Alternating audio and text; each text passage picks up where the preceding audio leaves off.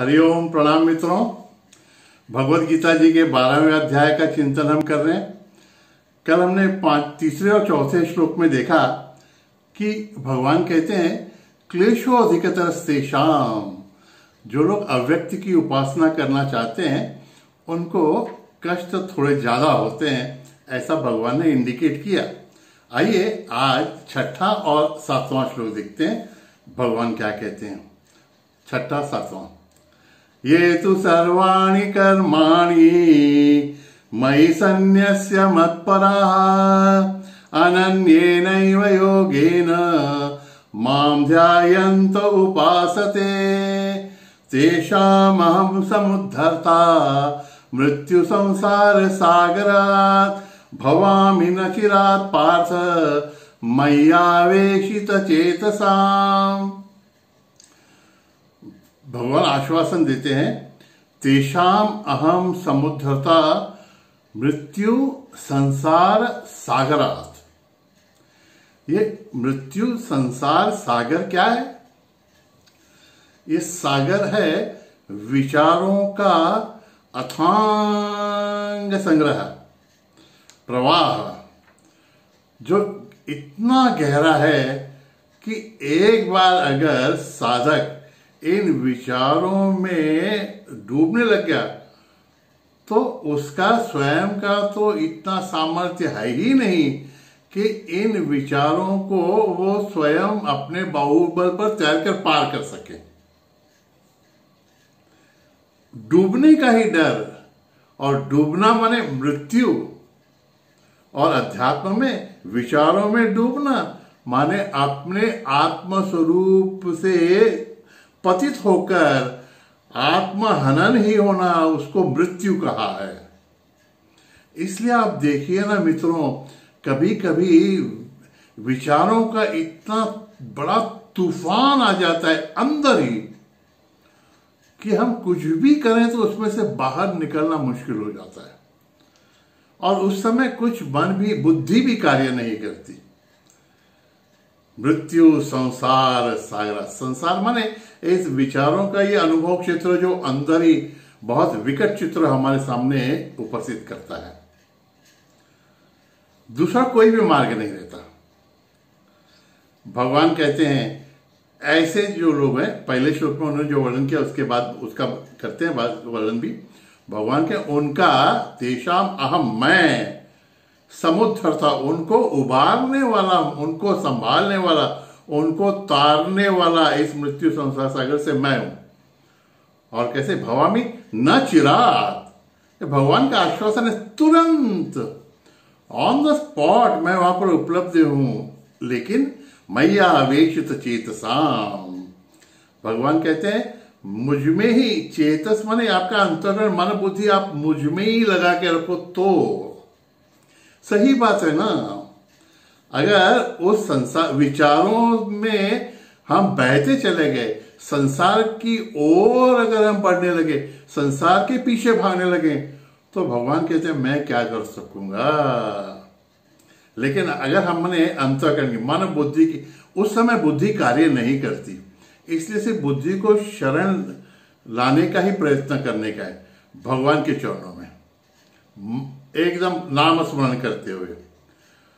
मैया आवेशित चेतसाम, भगवान का नाम स्मरण, सदगुरु ने दिया हुआ नाम स्मरण करते रहो, भगवान को याद करते रहो, अपनी इष्ट देवता को। तो भगवान का आश्वासन है कि तुरंत उन विचारों के तूफान से मैं साधक को मन बुद्धि के सहित निकाल लूंगा। कितनी बड़ी बात है।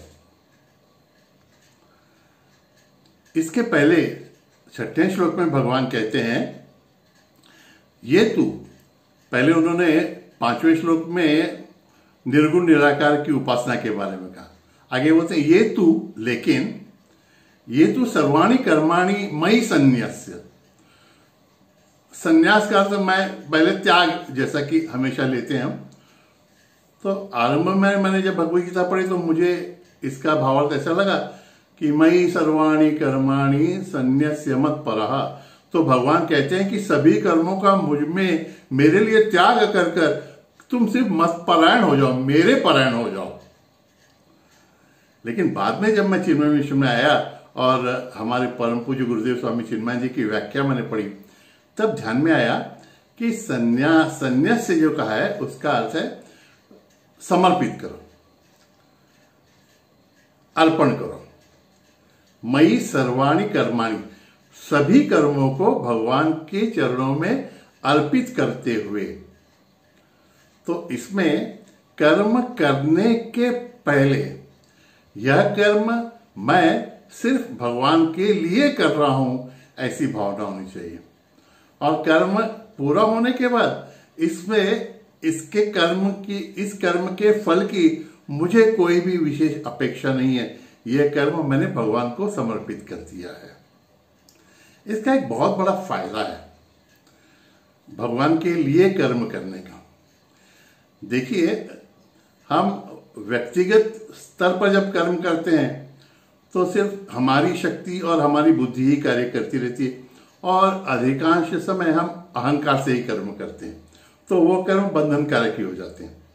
लेकिन जब हम किसी संस्था के लिए काम करते हैं, जब एक राजदूत अपने देश के लिए कार्य करता है, जब वो राजदूत विदेश में जाता है तो एक देश का प्रतिनिधित्व करता रहता है, इसलिए उसके हर व्यवहार में देश की प्रतिमा ही उजागर होनी चाहिए।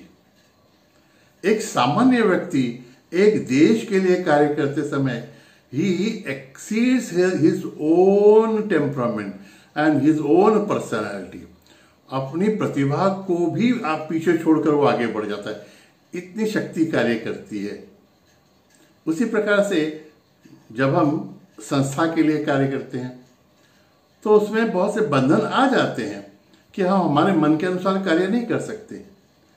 इससे एक फायदा है कि अहंकार हमारा कम हो जाता है, और जिस संस्था के लिए हम कार्य करते हैं तो हमारा आदर्श भी इतना ऊंचा हो जाता है कि हमारे कार्य हमारी हमेशा की प्रतिभा से श्रेष्ठतम होते जाते हैं, है ना। और मत पराह, तो भगवान कहते हैं मत परायण, मेरे परायण हो जाओ। मेरे परायण का मतलब है, मंझे बोला मैंने, मत परायण का अर्थ है मुझे फॉलो करो, मुझे ही तुम्हारा ध्येय रखो, आदर्श समझो। तो देखिए, अगर कोई युवा है वो बॉलीवुड के किसी स्टार को फॉलो करता है तो उसका जैसा बिहेवियर होगा, व्यवहार होगा, वैसा ये युवा भी व्यवहार करने लगेगा। कोई एक राजनीतिक नेता को फॉलो करता है तो उसके आइडियल्स और आइडियोलॉजीज इस व्यक्ति को भी प्रेरित करेंगी।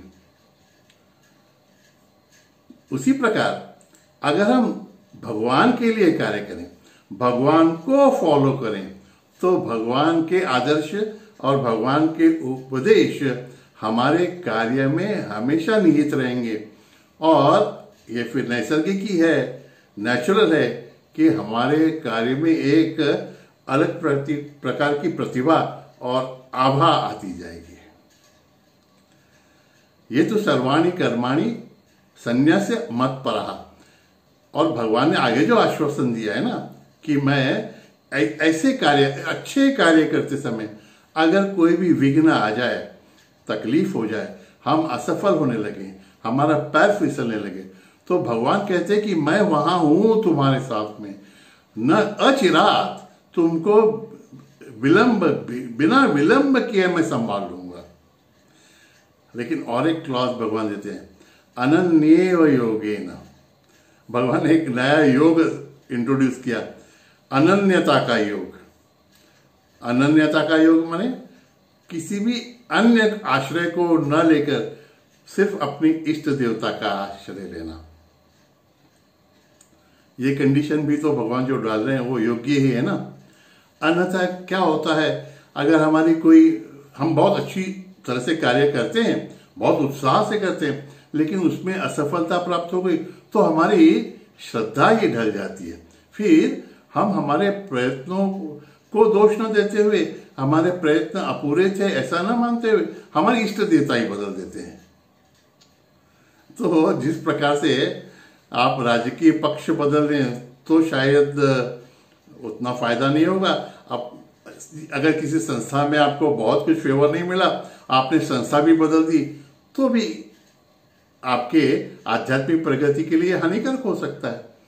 और अगर आपने इष्ट देवता ही बदल दी तो फिर क्या कहने, आदमी न घर का न घाट का ऐसा हो जाता है। फिर भगवान भी उसको आत्म दे। और गुरु के बारे में आपने अगर अपने गुरु पर की श्रद्धा को छोड़ दिया तो दूसरा कोई भी गुरु आपको अपने पास नहीं लेगा। ये तो अलिखित नियम है अध्यात्म का। और भगवान भी वही कहते हैं कि अनन्य, मुझे शरण है तो अनन्य भाव से शरण आओ।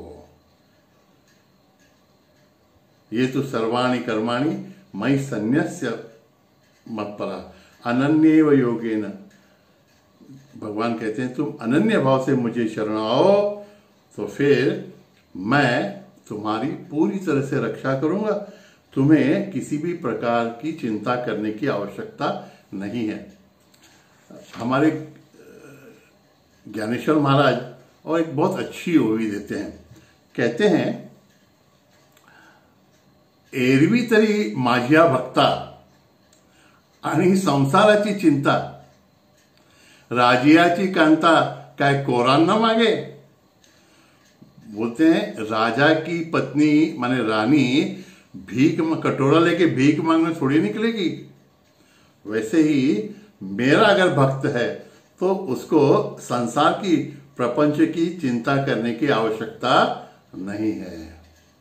भगवान कहते हैं अनंत, जैसे रानी का राजा के प्रति एकनिष्ठता का भाव रहता है, वैसे भगवान कहते हैं मुझे अनन्यता से शरण हो।